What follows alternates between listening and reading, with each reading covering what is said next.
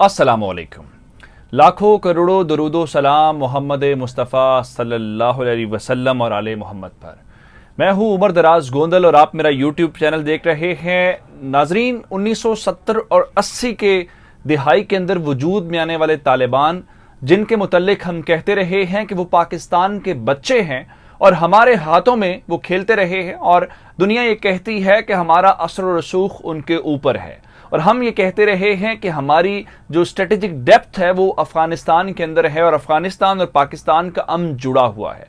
और हम ये जायज़ समझते रहे हैं कि अमेरिका ने उनके ऊपर नाजायज़ हमला किया। नाजायज़ हमले से मुराद ये है कि जो 9/11 का इंसिडेंट था वो अलकायदा के साथ था, लेकिन तालिबान के साथ इस तरीके से करना या फिर अफगानियों को जिस तरीके से बेदखल किया गया, पाकिस्तान के ऊपर बहुत दबाव आया, पाकिस्तान के ऊपर बहुत प्रेशर आया। लेकिन आप हैरान होंगे कि उन तालिबान ने अमेरिका को शिकस्त देने के बाद अब एक ऐसा कदम उठाया है या ऐसे अल्फाज इस्तेमाल किए हैं जो आज से चंद बरस पहले हम सोच भी नहीं सकते थे, और पाकिस्तान को तारीख में पहली बार अफगान तालिबान ने बहुत बड़ी धमकी दी है। उस धमकी के असरात क्या हैं और आने वाले चंद दिनों के अंदर क्या होने वाला है, और फिर जो बरतानिया कोशिश कर रहा है कि पाकिस्तान और अफगान हुकूमत के दरमियान, यानी अशरफ गनी की हुकूमत के दरमियान एक मुआहिदा हो जाए, क्या ये उसका असर है या फिर कोई और वजह है, या फिर पाकिस्तान कुछ ऐसा करने जा रहा है जिस पे तालिबान बौखला गए हैं? ये आज की सबसे बड़ी मेरे पास खबर है। दूसरी बड़ी खबर यह है कि चाइना जंग को लेके और अमेरिका को लेके एक बहुत बड़ी टेक्नोलॉजी मंजर आम पे ले आया है। मैं चाइना के अल्फाज में या उनके अखबारात ने या उनका मीडिया जो रिपोर्ट कर रहा है वो अल्फाज आपके सामने रख देता हूं कि गॉड ऑफ वॉर उन्होंने मुतारिफ करवाया है। ये गॉड ऑफ वॉर क्या है, ये कहां तक हमला कर सकता है, और जो एंडरसन एयर बेस है अमेरिका की, उसको क्या खतरात लाहक हो गए हैं, और फिर इसकी रेंज क्या है, और फिर अमेरिका जो कहता है कि हमारी टेक्नोलॉजी या हमारी जो मुख्तलिफ चीजें चुराते हैं, ये उसके साथ भी कोई ताल्लुक है, ये भी मैं आपको बताऊंगा। लेकिन उससे पहले आपसे गुजारिश करेंगे कि हमारा यूट्यूब चैनल सब्सक्राइब कर लीजिए, बेल आइकन के ऊपर क्लिक कर लीजिए ताकि हमारी आइंदा आने वाली वीडियोस बर वक्त आप तक पहुंचे। इस वीडियो को लाइक कीजिए, कमेंट कीजिए और शेयर करना मत भूलिए। जनाब, अब सबसे बड़ी खबर के ऊपर आ जाते हैं जो कंसर्निंग खबर है। वो कंसर्निंग खबर ये है कि बुध के रोज यानी आज के दिन अफगानिस्तान के तालिबान ने एक एलामिया जारी किया है, और उस एलामिया के अंदर पाकिस्तान का नाम नहीं लिया, लेकिन जो लबो लहजा इस्तेमाल किया गया है उसका खास बैकग्राउंड है कि वो एलामिया क्यों जारी हुआ है। आपको याद होगा कि खबर हमने आपको दी थी कि जो अमेरिका है उसने पाकिस्तान से कहा है कि अपने फौजी अड्डे वो अमेरिका के हवाले कर दे, क्योंकि वो अफगान तालिबान और अफगानिस्तान के ऊपर नजर रखना चाहते हैं, क्योंकि वो सितंबर तक अफगानिस्तान छोड़ देंगे। हमने आपको ये खबर भी दी थी कि पाकिस्तान की वजारत खारजा के तर्जुमान ने जाहिद हफीज चौधरी साहब ने बाज़ाब्ता तौर पे अपने ट्वीट के जरिए इस बात को रद्द कर दिया है और कहा कि पाकिस्तान ऐसा नहीं करने जा रहा। हम उनके साथ ताउन वैसे कर रहे हैं, उनके निकलने, लेकिन हम कोई अपना फौजी अड्डा उनको नहीं दे रहे। फिर बीबीसी ने खबर लगाई कि पाकिस्तान को बलूचिस्तान के अंदर एक एयर बेस बनाने की जरूरत क्यों पेश आई, और इस खबर को भी जोड़ा गया इस बात के साथ कि पाकिस्तान शायद ये एयर बेस बना के अमेरिका के हवाले करना चाहता है, जिसमें कहा गया कि एयर बेस कोई रातों रातों नहीं बन जाती, 8, 9, 10 साल का उसमें अरसा लगता है, और इसलिए इसका उसके साथ कोई ताल्लुक नहीं है। लेकिन अब इस सारी सूरत हाल को, सिनेरियो को देखते हुए जो अफगान तालिबान ने काम किया है वो बहुत हैरान कुन है। पाकिस्तान के तालिबान के साथ क्लोज रिलेशंस रहे हैं माजी में, इस वक्त की सूरत हाल बहुत तब्दील हो चुकी है, और ये पाकिस्तान कह चुका है, जो कुरैशी साहब हैं वो भी इस बात को मानते हैं कि माजी में हमारा असर और रसूख उनके ऊपर जरूर था, लेकिन अब वो असर और रसूख पाकिस्तान का नहीं रहा। और अफगान तालिबान की आज की स्टेटमेंट में हमें ये बात बताती है। मसलन उन्होंने नाम लिए बगैर ये कहा है कि हम अपने हमसाया मुल्क को ये पैगाम देना चाहते हैं कि वो अपनी तारीख की सबसे बड़ी गलती ना करे। हिस्टोरिक मिस्टेक का लफ्ज इस्तेमाल किया गया है, और ये उस तनाजुर में कहा गया है, और कहा है कि हम अपने हमसाया मुल्क के ऊपर जोर देते हैं कि वो ऐसा ना करें।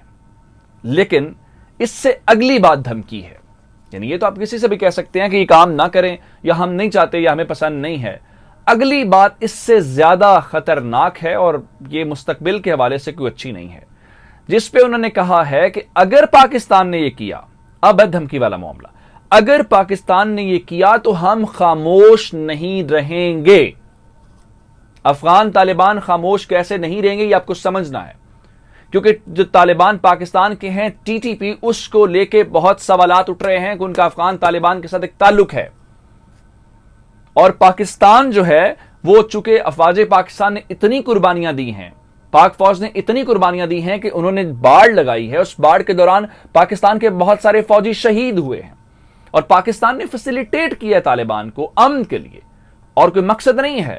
لیکن افغان طالبان جو ہیں وہ اب تھوڑا سا ریڈ لائن کراس کر رہے ہیں. اب ایک سوال یہ اٹھتا ہے کہ ہم خبریں پہلے سنتے رہے ہیں کہ افغان طالبان اور بھارت کے درمیان بھی ایک تعلق ڈیولپ ہو رہا ہے, اور بھارت یہاں پہ اپنے فوجی بھی لانا چاہتا ہے. پاکستان کا اس کو چاہیے تھا کہ وہ اعتراض نہ کرے. کہیں وہ ملاقاتیں اور وہ کوششیں تو پاکستان کے خلاف رنگ نہیں دکھا رہی. یہ ہے بنیادی سوال جس پہ آپ نے سوچنا ہے. اب چلتے ہیں آگے. امریکہ اور چائنا, میں نے آپ کو بتایا تھا کہ اپنی ڈیکیڈ کی سب سے بڑی فوجی مشق امریکہ کرنے جا رہا ہے. 2 ٹارگٹ انہوں نے اس میں سیٹ کیے تھے, ایک روس, دوسرا چائنا. اور وہ مشق شروع ہونے سے پہلے ہی چائنا نے سرپرائز دے دی اپنے دشمن کو. وہ سرپرائز کیا ہے؟ گاڈ آف وار کے نام سے انہوں نے ایک اپنا ایسا طیارہ, اسٹیلتھ بمبر جو ہے, یعنی اسٹیلتھ ٹیکنالوجی سے لیس ایک ایسا طیارہ وہ لے آئے ہیں جو بمباری کے حوالے سے ایکسپرٹ ہے, اور وہ اتنی ایکوریٹ بمباری کرتا ہے جس کی بنیاد کے اوپر اس کو گاڈ آف وار کا نام انہوں نے دیا. اب آپ بتائیں, سوچیں گے, میں آپ کو بتاؤں گا کس طریقے سے. 5000 میل تک وہ نان سٹاپ فلائی کر کے جو امریکہ کی مختلف ایئر بیسز ہیں ان کو ٹارگٹ کر سکتا ہے. اور پیسیفک کے اندر اس نے باقاعدہ انہوں نے تصاویر جاری کی ہیں کہ یہ 1800 مائلز کا فاصلہ ہے. مثلا اس کا نام جیان H-20 رکھا گیا ہے جو گاڈ آف وار ہے. اور جو گوام ہے اور جو دوسرے امریکہ کے بیسز والے علاقے ہیں وہاں پہ باقاعدہ تصاویر کے ساتھ شو کیا گیا ہے چائنا کے اخبارات نے کہ ہم یہ ٹارگٹ کر سکتے ہیں. میں آپ کو گوام کا بتانا چاہتا ہوں, 12,000 امریکی فوجی یہاں پہ موجود ہیں, اور اس وقت جتنے ویپن ایکسپرٹس ہیں وہ اس طیارے کو گیم چینجر کہہ رہے ہیں. گیم چینجر کیسے کہ وہ امریکہ کے مقابلے میں کیسے آ گئے؟ امریکہ نے 1990 کے اندر USB-2 کے نام سے جو طیارہ لایا تھا, یہ بنیادی طور پہ اس کا مقابلہ کرنے کے لیے ہے. اب چین یہ کیوں کر رہا ہے؟ اس کی ضرورت کیا پیش آئی ہے؟ یہ سوال ہے بنیادی جس کا ہم جواب ڈھونڈ رہے ہیں. جو چین کے موجودہ صدر ہیں شی جن پنگ, انہوں نے فوج کو ٹارگٹ دیا ہوا ہے کہ 2049 تک جو چین کی فوج ہے وہ ہر لحاظ سے, ٹیکنالوجی کے لحاظ سے, تربیت کے لحاظ سے, آپریشنز کے لحاظ سے امریکہ سے آگے ہونی چاہیے. اس کو وہ عملی جامہ پہنا رہے ہیں اور اس گاڈ آف وار کو میدان میں لے آئے. مجھے عمر دراز گوندل کو فیس بک, ٹویٹر, انسٹاگرام کے اوپر فالو کر سکتے ہیں. میرا یوٹیوب چینل سبسکرائب کیجیے گا. آپ کی سماعتوں کا بہت شکریہ. خدا حافظ.